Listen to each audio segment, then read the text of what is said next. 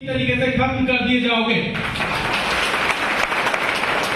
इस देश का संविधान जब बन रहा था तो हम जानते हैं कि हमारे पुरखों को जितनी हिस्सेदारी संविधान सभा के भीतर मिलनी चाहिए थी वो नहीं मिली।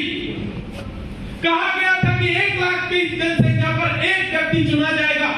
उस समय भी हम लोग देखते हैं देश की लगभग 30 करोड़ की आबादी थी, 300 लोग चुने जाने थे, 300 लोग चुने गए। उसमें से लगभग 3 करोड़ आदिवासी थे।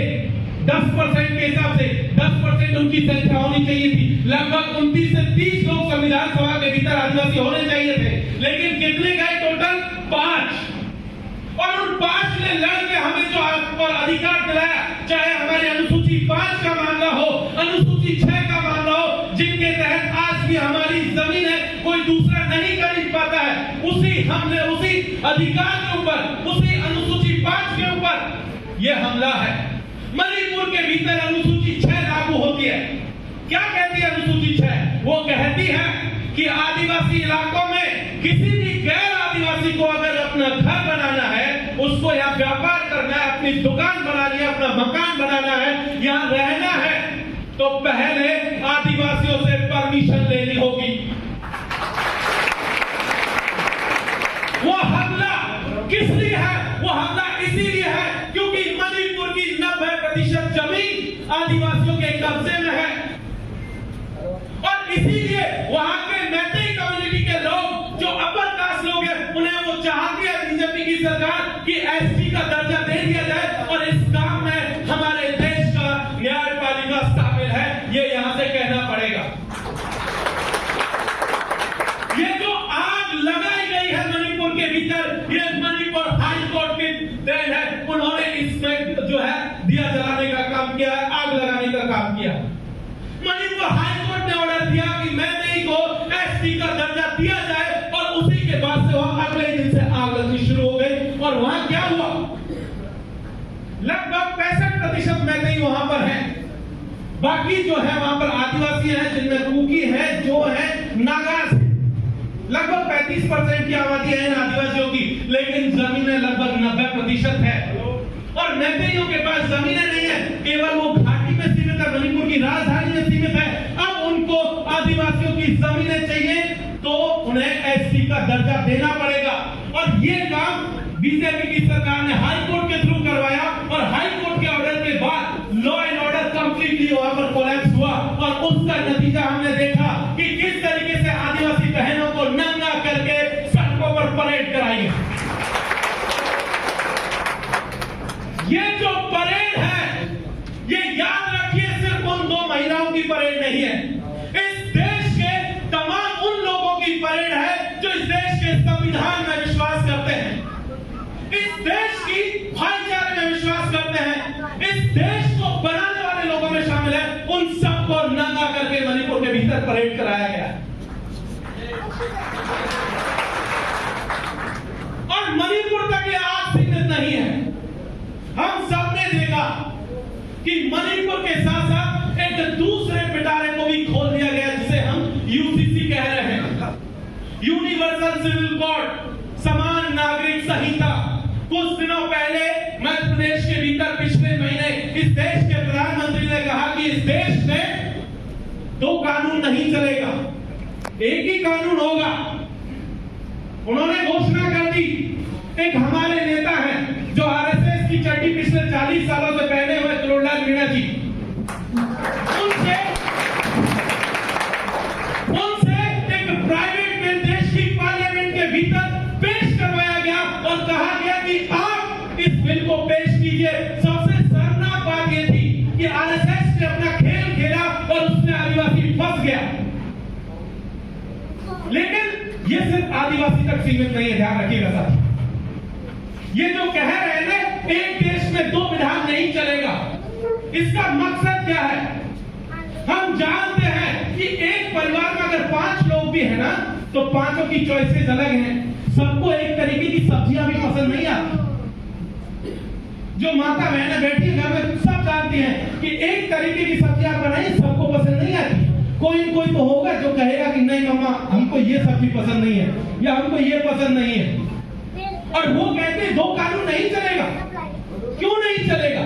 जितने इस देश में नागरिक हैं सबके इंटरेस्ट को प्रोटेक्ट किया जाएगा और सबको ध्यान में रख करके ही कोई कानून बन सकता है। तो आप ये जो कह रहे हैं कि यूसीसी इस देश में कभी लागू नहीं हो सकता है, और वो लागू करके देख ले, जितनी ताकत बीजेपी और आरएसएस के पास है वो लगा करके देख ले, आदिवासी उनसे फेस टू फेस लड़ेगा, उन गुलाम करेगा।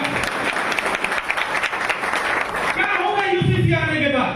इस खेल को भी समझिए, यूसीसी में उनका टारगेट क्या है? वो दरअसल आदिवासी को साइडलाइन करके यूसीसी के सामने वो मुसलमान को खड़ा करना चाहता है, ये भी ध्यान रखिएगा।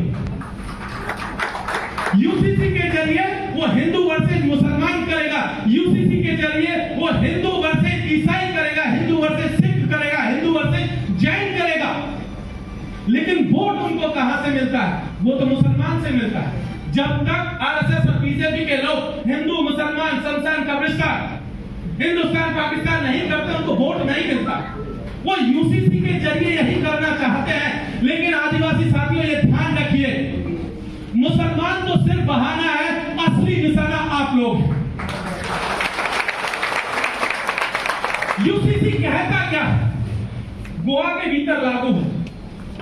अभी तो भले सेंट्रल गवर्नमेंट ने ड्राफ्ट नहीं तैयार किया, लेकिन गोवा में लागू है। हम सब लोग जानते हैं कि क्या कह रहा है। वो कह रहा है कि भाई जो आपके शादी विवाह के नियम हैं सबके एक जैसे होंगे। अब एक बात बताइए, अगर एक जैसा नियम होगा तो क्या काजी जो है उधर जो है निकाह पढ़वा पाएगा? नहीं पढ़वा सकता है। अगर काजी ने निकाह पढ़वाया तो इनवैलिड करार दिया जाएगा यूसीसी के तहत। और उसके अलावा चर्च में शादी होती है, गुरुद्वारे में शादी होती है, उन सब का क्या होगा? वो सब भी खारिज होंगी। सबका एक यूनिफॉर्म पैटर्न होगा। उसमें एक लाइन जिसको उन्होंने छोड़ दिया गया, वो कह रहे हैं कि हिंदू जो पैटर्न है उसके तहत आप शादी कर सकते हैं। तो मतलब क्या है आपका? आप मुसलमान को हिंदू तौर तरीके से शादी करवाना चाहते हैं, आप ईसाई की शादी हिंदू तौर तरीके से करवाना चाहते हैं, पंडित जी के हाथों करवाना चाहते हैं, किस तरीके से करवाना चाहते हैं? जबकि आदिवासियों में तो बहुत सारी परंपराएं हैं।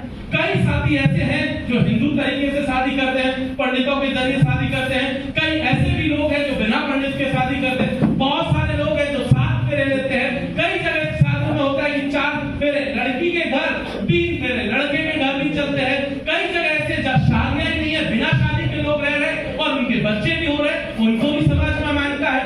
यूसीसी इन सब के ऊपर सबसे बड़ा हमला है। वो कह रहे हैं कि संपत्ति में महिलाओं को बराबर काम दिया जाएगा। आदिवासियों में तो संपत्ति बांटने का 1000 तरीके हैं। नॉर्थ ईस्ट में चले जाइए, पता चलेगा कि सबसे छोटी बेटी को सारी संपत्ति जाएगी, बेटों को जाएगी नहीं, बड़े बच्चों को नहीं जाएगी। ठीक, कई जगह है कि बड़े बच्चे को संपत्ति में सारा हिस्सा जाएगा, बाकी बच्चों को नहीं जाएगा। कई जगह सबको बराबर कर दिया जाएगा। लेकिन इन सबको समाज की तरफ से तो मान्यता है ना। तो फिर जब हमारे पास हमारे नियम है तो सरकार या बीजेपी कौन होती है हमारे लिए नए नियम तय करने वाली? हम ऐसे किसी भी यूसीसी को नहीं मानेंगे। यहां से ये बात भी कह देना बहुत जरूरी है। अभी जिस तरीके का पूरा खेल चल रहा है, कल परसों पार्लियामेंट के भीतर एक न्यूज आई, न्यूज क्या बोलते हैं, वहां एक सवाल पूछा गया कि ये बताइए पिछले 5 सालों में 2018 से लेकर 2023 के बीच में 18 जुलाई तक आपने देश के अलग अलग हाई कोर्ट्स में जितने लोगों की नियुक्तियां की हैं उनका थोड़ा सा कैटेगरी वाइज डेटा दे दीजिए। लगभग पूरे देश के भीतर 604 जो है हाई कोर्ट के भीतर जज अपॉइंट किए गए इस देश के भीतर। आदिवासी पता है कितने हैं? 9 लोग हैं। 604 में से सिर्फ 9 लोग। दलित कितना है? लगभग 16 या 17 के आसपास। ओबीसी कितना है? वो भी इससे थोड़ा सा ऊपर है। बाकी कौन है? सारे का सारा प्रकाश। तो जिस खूबसूरती की बात यहां पर हम लोग कह रहे थे कि तमाम जाति धर्म के लोग यहां मौजूद हैं, हमारे देश का जो हुक्मरान बन के जो व्यक्ति बैठा हुआ है, उन जिस पार्टी से वो बिलोंग करता है, वो नहीं चाहते कि ये देश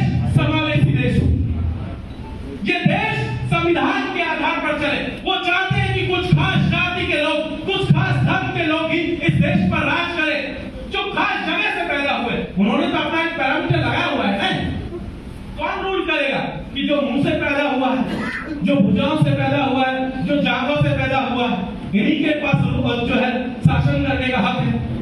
परंपरागत तरीका यही कहता है मनुस्मृति में,